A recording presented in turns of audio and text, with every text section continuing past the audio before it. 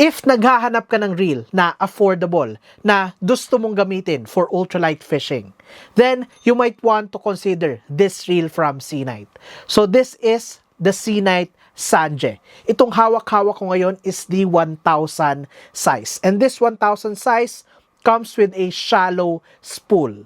The most important part that makes it good for ultralight fishing is two things. Yung kanyang drag capacity. Yung drag capacity niya is only 4 kilograms. Suitable para sa inyong maninipis and low poundage lines. Pangalawa, yung kanyang drag system.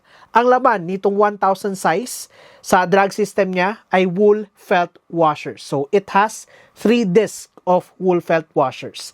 And look at the size of the reel. Napaka-compact. And with the compact size, it only comes in 222 grams. With the gearing of the reel, napaka-smooth niya, very low yung resistance, and what I like about this reel is napaka-innovative ng kanyang spool design. Kung titingnan nyo, angled yung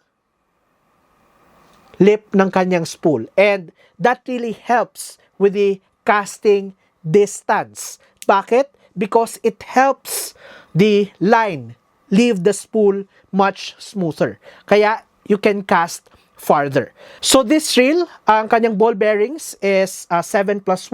Ang kanyang gear ratio is 5.2 to 1. And if gusto nyo gamitin tong reel na to but you are not planning to use it for ultralight fishing, don't worry because this reel comes in different sizes. From the 1000 size all the way up to the 6000 size.